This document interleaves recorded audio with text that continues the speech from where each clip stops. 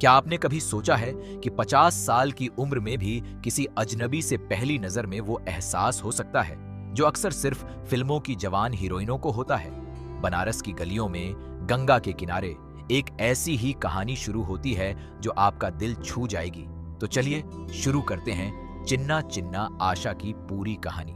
बनारस यानी वाराणसी एक ऐसा शहर है जहां हर गली में कोई न कोई कहानी छिपी होती है, जहां गंगा की लहरें हर दिन नए किस्से लेकर आती हैं। इसी शहर में एक टूरिस्ट ग्रुप घूमने आता है जिसमें शामिल है लीला, एक तमिल महिला जो अपनी उम्र के 50वें पड़ाव पर खड़ी है। लीला का स्वभाव बहुत गंभीर है। वो किसी से ज्यादा बात नहीं करती, अपने ही ग्रुप के लोगों से भी दूरी बनाए रखती है।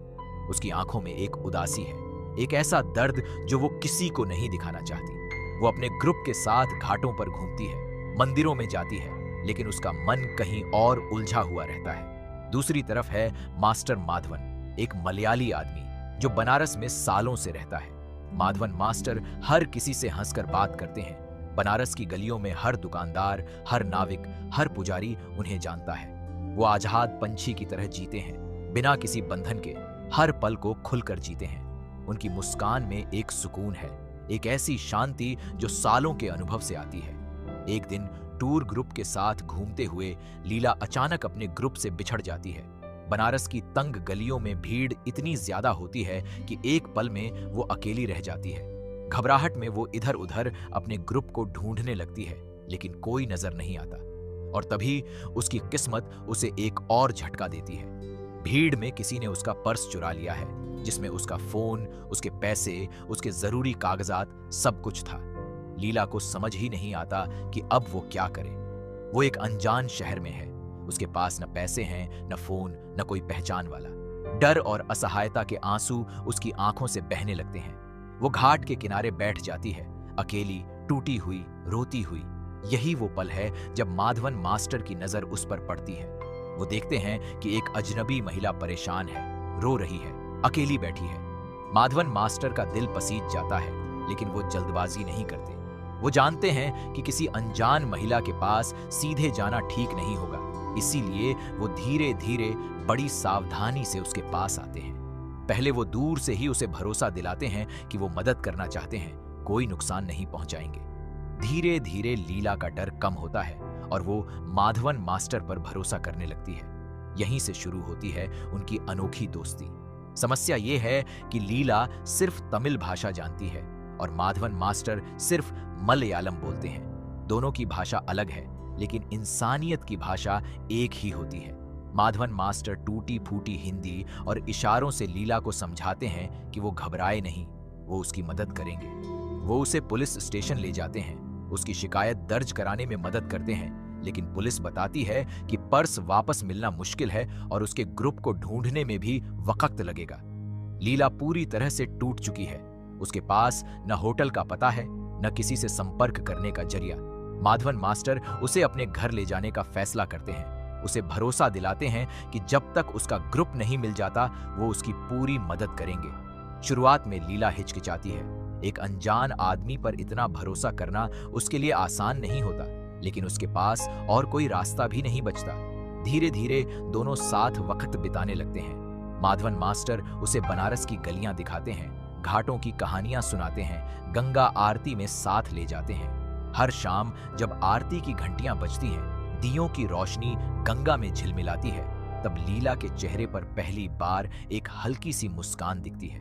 भाषा की दीवार के बावजूद दोनों के बीच एक अनकहा रिश्ता बनने लगता है। माधवन मास्टर टूटी हिंदी में बात करते हैं, कभी इशारों से, कभी तस्वीरें बनाकर, और लीला भी धीरे धीरे उनकी बातें समझने लगती है। इस दौरान माधवन मास्टर लीला की जिंदगी के बारे में जानने की कोशिश करते हैं। वो महसूस करते हैं कि लीला के अंदर कोई पुराना दर्द छिपा है, कोई ऐसी बात जो उसने सालों से किसी को नहीं बताई। धीरे धीरे भरोसे के साथ लीला अपने दिल की बात खोलने लगती है। पता चलता है कि उसकी जिंदगी में एक बड़ा हादसा हुआ था जिसने उसे भीतर से तोड़ दिया था। उसने अपने परिवार को खो दिया था, या शायद किसी बहुत करीबी को, जिसके बाद उसने अपने आप को दुनिया से बिल्कुल अलग कर लिया था। वो हंसना भूल गई थी, किसी पर भरोसा करना भूल गई थी। यही वजह थी कि वो अपने टूर ग्रुप में भी किसी से बात नहीं करती थी। हमेशा गंभीर और चुप रहती थी। माधवन मास्टर उसकी बात ध्यान से सुनते हैं, बिना कोई जजमेंट किए, बिना कोई सलाह थोपे। वो बस उसके साथ खड़े रहते हैं, उसे एहसास दिलाते हैं कि वो अकेली नहीं है। इसी बीच माधवन मास्टर भी अपनी जिंदगी की कुछ बातें लीला से साझा करते हैं। पता चलता है कि उनकी भी अपनी एक कहानी है, अपना एक दर्द है जिसे उन्होंने अपनी मुस्कान के पीछे छुपा रखा है। शायद उन्होंने भी कभी किसी को खोया था, या जिंदगी में कोई ऐसा मोड़ आया था जिसने उन्हें बनारस की गलियों में एक आजाद अकेली जिंदगी जीने पर मजबूर किया। दोनों की कहानियां अलग हैं, दोनों की भाषा अलग है, लेकिन उनका दर्द एक जैसा है, उनकी तन्हाई एक जैसी है। यही समानता उन्हें एक दूसरे के करीब लाती है। जैसे जैसे दिन गुजरते हैं, दोनों का साथ गहरा होता जाता है। सुबह की चाय हो या शाम की सैर, गंगा किनारे बैठकर सूरज डूबते देखना हो या बनारस की पुरानी गलियों में घूमना, हर पल दोनों एक दूसरे के करीब आते जाते हैं। लीला के चेहरे की उदासी अब धीरे धीरे कम होने लगती है। वो फिर से हंसना सीखने लगती है, जिंदगी में फिर से उम्मीद महसूस करने लगती है। माधवन मास्टर की सादगी, उनकी दयालुता, उनका सुकून भरा अंदाज, ये सब लीला के दिल में जगह बनाने लगते हैं। एक शाम की बात है, माधवन मास्टर लीला को गंगा में नाव की सैर पर ले जाते हैं। नाव धीरे धीरे पानी पर बहती है। चारों तरफ घाटों की सीढ़ियों पर जलते दिए टिमटिमा रहे होते हैं। दूर से मंदिरों की घंटियों की आवाज आ रही होती है और आसमान में शाम का सूरज लाल नारंगी रंग बिखेर रहा होता है। इस खामोश जादुई माहौल में दोनों बिना कुछ कहे बस एक दूसरे का साथ महसूस करते हैं। तभी लीला अचानक रो पड़ती है और पहली बार वो अपने अतीत की पूरी सच्चाई माधवन मास्टर के सामने खोलकर रख देती है। पता चलता है कि सालों पहले उसने अपने पति को खो दिया था, एक ऐसी दुर्घटना में जिसका दोष वो आज भी खुद को देती है। उस दिन के बाद से उसने खुद को हर रिश्ते से, हर खुशी से दूर कर लिया था। यहां तक कि अपने ही बच्चों से भी उसने एक भावनात्मक दूरी बना ली थी। वो टूर पर भी अपनी बेटी की जिद की वजह से आई थी, वरना वो कभी घर से बाहर कदम नहीं रखती। माधवन मास्टर चुपचाप उसकी बात सुनते हैं, उसकी आंखों के आंसू पोंछते नहीं, बस उसके पास बैठे रहते हैं ताकि उसे एहसास हो कि उसका दर्द अकेला नहीं है। इसके बदले में माधवन मास्टर भी अपनी कहानी साझा करते हैं। पता चलता है कि बरसों पहले उनकी भी एक शादी हुई थी, लेकिन किस्मत ने उनसे भी उनका सुकून छीन लिया था। उनकी पत्नी की बीमारी के दौरान वो उसे बचा नहीं पाए थे और उसके बाद उन्होंने बनारस को अपना घर बना लिया, जहां हर दिन गंगा के किनारे बैठकर वो अपने दर्द को शांति में बदलने की कोशिश करते रहे। यही वजह है कि वो हर किसी की मदद करते हैं। हर अजनबी में वो शायद अपनी खोई हुई खुशी ढूंढते हैं। यह जानकर लीला को एहसास होता है कि माधवन मास्टर की मुस्कान के पीछे भी एक गहरा दर्द छिपा है, ठीक उसी की तरह। इस पल के बाद दोनों के बीच की दूरी और भी कम हो जाती है। अगले कुछ दिन दोनों साथ बनारस के हर कोने को एक्सप्लोर करते हैं। कभी सुबह जल्दी उठकर घाट पर सूर्योदय देखते हैं, कभी संकरी गलियों में बनारसी पान और मिठाइयों का स्वाद लेते हैं, कभी किसी पुराने मंदिर की सीढ़ियों पर बैठकर घंटों बातें करते हैं। भाषा अब उनके बीच रुकावट नहीं रह जाती, क्योंकि दोनों ने आंखों की भाषा, मुस्कान की भाषा, खामोशी की भाषा सीख ली होती है। इसी बीच एक दिन लीला के मोबाइल पर, जो उसे पुलिस की मदद से वापस मिल चुका होता है, उसकी बेटी का फोन आता है। बेटी बताती है कि टूर ग्रुप जल्द ही उसे लेने आ रहा है और 2 दिन बाद उसकी फ्लाइट है वापस घर जाने की। यह खबर सुनकर लीला के चेहरे का रंग उड़ जाता है। वो जानती थी कि यह पल आएगा, लेकिन उसने कभी नहीं सोचा था कि यह इतनी जल्दी आएगा और यह जाना इतना मुश्किल लगेगा। और यही कहानी एक नया मोड़ लेती है।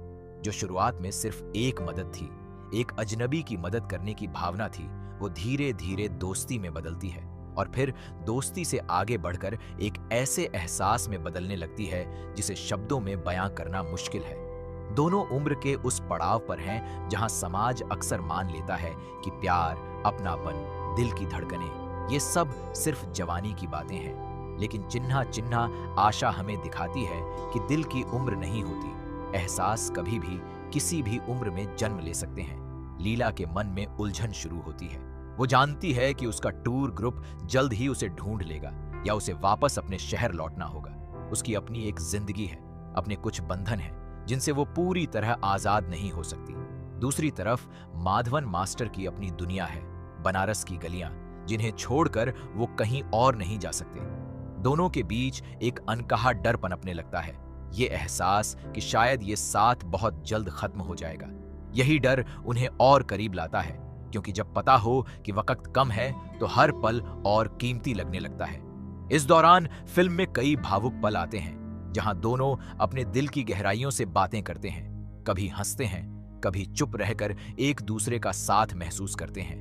गंगा की लहरें, सारंगी की धुनें, बनारस की पुरानी गलियां, ये सब मिलकर एक ऐसा माहौल बनाते हैं जो दर्शकों के दिल को छू जाता है।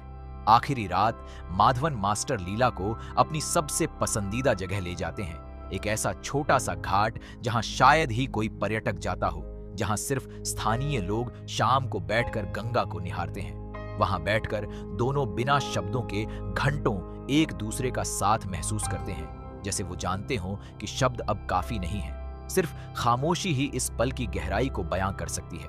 माधवन मास्टर एक पुरानी सारंगी निकालते हैं और धीरे धीरे एक धुन बजाना शुरू करते हैं, जो न पूरी तरह तमिल है, न पूरी तरह मलयालम, बल्कि एक ऐसी धुन है जो सीधे दिल से निकलती है और दिल तक पहुंचती है। लीला की आंखों से आंसू बहने लगते हैं, लेकिन इस बार ये आंसू दर्द के नहीं, बल्कि उस एहसास के हैं जो उसने सालों बाद फिर से महसूस किया है। प्यार का एहसास, अपनेपन का एहसास, जीने की चाह का एहसास। आखिरकार वो पल आता है जब लीला के टूर ग्रुप का पता चल जाता है और उसे वापस अपने शहर लौटने का वक्त आ जाता है। ये पल दोनों के लिए बेहद मुश्किल होता है। जो कुछ दिनों में उन्होंने एक दूसरे के साथ जिया, महसूस किया, वो अब खत्म होने की कगार पर है। दोनों के दिल में एक ही सवाल गूंजता है, क्या ये मुलाकात, ये एहसास बस कुछ दिनों का था, या इसमें कुछ स्थायी भी है? क्या वो एक दूसरे से दोबारा मिल पाएंगे? क्या उम्र के इस पड़ाव पर शुरू हुआ ये रिश्ता आगे बढ़ पाएगा, या बस बनारस की गलियों की एक खूबसूरत याद बनकर रह जाएगा? फिल्म का आखिरी हिस्सा बेहद भावुक है, जहां दोनों किरदार अपने दिल की सच्चाई का सामना करते हैं। लीला को समझ आता है कि माधवन मास्टर ने उसे सिर्फ एक मुसीबत से नहीं निकाला, बल्कि उसे फिर से जीना सिखाया, उसे उसकी खोई हुई मुस्कान वापस दिलाई। और माधवन मास्टर के लिए लीला सिर्फ एक अजनबी नहीं रही, बल्कि वो एक ऐसा साथ बन गई जिसकी उन्होंने शायद सालों से तलाश की थी। कहानी का अंत दर्शकों को सोचने पर मजबूर कर देता है कि रिश्ते सिर्फ जवानी में ही नहीं बनते। कभी कभी जिंदगी के आखिरी पड़ावों पर भी दिल किसी अजनबी के लिए धड़कने लगता है, और वो एहसास उतना ही सच्चा, उतना ही खूबसूरत होता है जितना किसी की पहली मोहब्बत। फिल्म के आखिरी दृश्य में जब लीला की गाड़ी धीरे धीरे बनारस की गलियों से दूर जाती दिखती है, तो कैमरा माधवन मास्टर के चेहरे पर रुक जाता है, जहां आंखों में नमी है, लेकिन होठों पर वही पुरानी मुस्कान भी है। एक ऐसी मुस्कान जो कहती है कि चाहे आगे जो भी हो, इन कुछ दिनों ने उनकी जिंदगी को हमेशा के लिए बदल दिया है। दर्शकों को यह भी एहसास दिलाया जाता है कि कुछ रिश्तों को नाम की, वादों की या हमेशा साथ रहने की जरूरत नहीं होती। कभी कभी बस कुछ दिनों की मुलाकात ही किसी की पूरी जिंदगी को रोशन कर देने के लिए काफी होती है। चिना चिना आशाएं सिर्फ एक प्रेम कहानी नहीं है, ये अकेलेपन से निकलकर फिर से जीने की उम्मीद पाने की कहानी है। ये दो अलग भाषाओं, दो अलग संस्कृतियों के बीच बनने वाले उस अनकहे बंधन की कहानी है जिसे शब्दों की जरूरत नहीं होती। बनारस की गलियां, गंगा की लहरें और दो अकेले दिलों की ये कहानी आपको भावुक कर देगी, आपको सोचने पर मजबूर कर देगी कि क्या सच में उम्र सिर्फ एक नंबर है और दिल हमेशा जवान रहता है। अगर आपको ये कहानी पसंद आई हो तो वीडियो को लाइक जरूर करें और हमारे चैनल को सब्सक्राइब करना बिल्कुल न भूलें।